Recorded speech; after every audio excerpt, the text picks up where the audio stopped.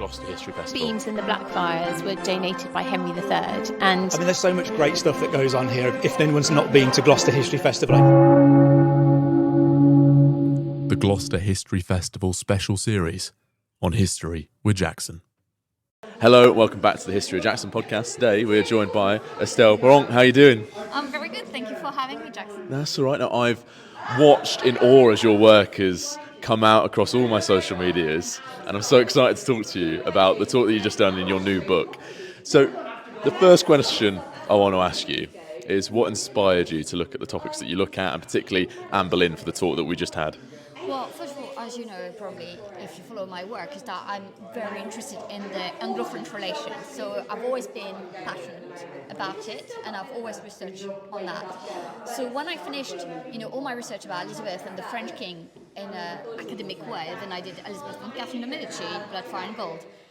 And then it just came across to me like Elizabeth's weird and complex relationship with the French probably came from her own mother. And also because Catherine de Medici literally told Elizabeth in a letter, she said we should be friends because your mother was friends with Renée de France, who was Princess of France. She was the sister of Claude de France, the queen that Anne Boleyn served. And then it became clear to me that my next book needed to be about Anne Boleyn and the French. And then it came to me did they betray her? It's called the betrayal of Anne Boleyn, Thorns, and Glory, because I wanted to know why they didn't help her. What was the relationship there? And that's exactly what this book is about. Yeah, and I think it's really interesting how you're able to explore that relationship through such a different lens and a different prism. But I want to ask, Anne Boleyn was such a... people have an image of what Anne Boleyn is, and it seems to be, from what you've said in your talk and from your work, that image is wrong. Well, I just think that the image is too simple, and actually it was way more complex. I think that also we tend to think that, we always see Anne Boleyn through the lens of her marriage with Henry VIII. And she was much more than that.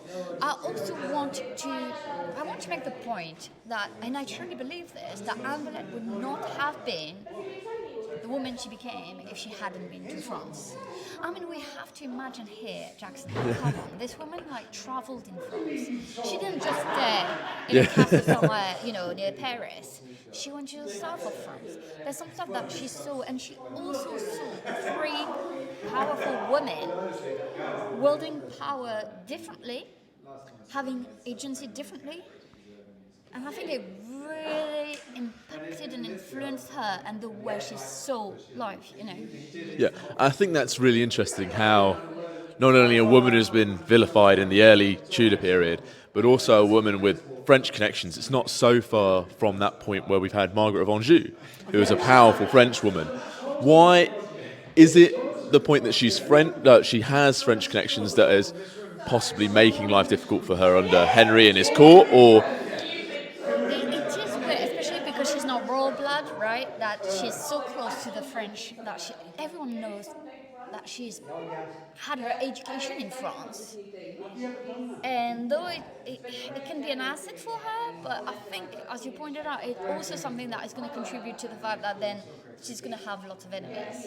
They're going to sometimes maybe even wonder about her own loyalty. Who is she serving? Is she serving Francis I, or is she serving Henry VIII? So, I think that, yes, there is something. And, there's another thing that really struck me when I was writing this book is the fact that the French also remembered Anne Boleyn. And I didn't think we did, if I'm honest. But in my epilogue, there's 4 letters that I discussed in my talk with Yanina Ramirez and Stephen McGann. But there's also something else that I didn't discuss, and I'm going to discuss it with lovely. Jack. Is a play. Okay. It's a play on the life of Anne Boleyn. And there's a scene that I put in my book because it's a scene that really touched me. It's a scene between Anne Boleyn and her daughter, Elizabeth. And obviously we know that, they only had 2.5 years. The conversation, honestly, a 2-year-old, I know, my son is 2, there's no bloody way he could talk to me that way. But it's almost it's ridiculous. But at the same time, the conversation is Anne asked Elizabeth, do you want to become queen? would you like to be married to the Dauphin, become Queen of France, like your aunt, Mary Tudor, you know? And she said, Queen like you, Mom, or Queen ruling a country and being in charge? And because if it's just like you, I'm paraphrasing here, read my book, I'm not sure. And she said, it's in the play. She says to her mom, you're always sad, Mommy. And Anne replies, not all queens are sad. And here it means that, in the 18th, 19th century, when we go back to Anne Boleyn in France or in England, we have the idea of a tragic queen because of a tragic end. Honestly, yeah. I mean, that was just really powerful, you telling that story. And those 4 letters, the way you spoke about those 4 letters within your talk was incredibly powerful as well, because not only did it present, gives the possibility of Anne being presented in a different way, but it also opens up the possibility of, is Anne being looked at through the wrong lenses? So I want to ask you now a final fun question, as I've done for all the guests here at Gloucester History Festival. Now, you've been to the Gloucester History Festival, and today you've spent a long time here. I've seen you in the Green Writers' Room. What has been your favourite thing that you've seen or heard here at Gloucester History Festival? I'm going to be honest. I think Stephen McGann's, when he talked about his mother, and I'm going to tell you why, Jackson, mostly because I'm a mother. Like, my son is 2.5 and my daughter is 4.5 months old, and I just left her and I feel really bad about it. Anyways, but the way he was talking about his mum, we all had to present one woman, and obviously I presented Anne Boleyn, and he presented his mum. He said, she's my woman. And he told the story of her life and the way she was the product of history and of the society at the time. And at the same time, she was strong enough to say, I want to have an education, I want to become a teacher, I want to have a life of my own. And I was thinking about myself as well. Even if we're in a modern society, I do feel torn apart. Maybe it's not the question and answer. No, that's fine. No, I just realized that I'm oversharing here, but being torn between a historian, an academic, someone with a career, and I've become a mother, and being torn between the two, and how it's affecting my life and everything. Yeah. So I would say it was Stephen Maggins, and I was hoping that one day maybe my son will say something nice about me on stage. Well, I was speaking to Janina about the same thing, and she mentioned she wants a world where she's not asked how does she balance the two. And I can, I'm very close with my mum. I'm speaking about my mum on a podcast now. And the way that Stephen spoke about that made me think of my mum and everything my mum's done for me. And, part of the reason why I'm doing this is because of my mum. So I think it was a fantastically powerful thing for him to do. And within the context of both yours and Janina's women as well, it was fantastic. Yeah, it was. And, I thought also about my mum.